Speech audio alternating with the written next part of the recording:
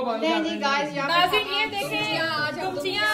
Oh my God ये तो मछली है, ये तो फिश आ गई है। अल्लाह अकबर, हमने पोटे खाए हैं, दुमचियां खानी है।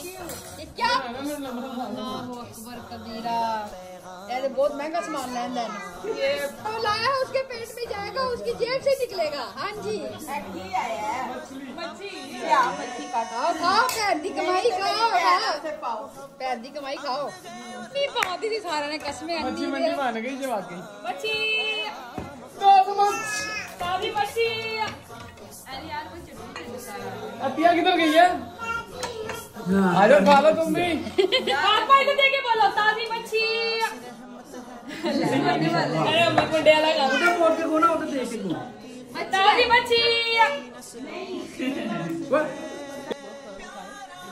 एक दिन मेरे बगैर कर लो, कोई गल नहीं। एडा तुसी ते अपनी बस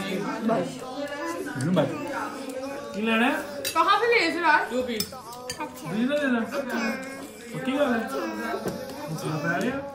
कहाँ से ले वैसे ये ब्रांड कौन से?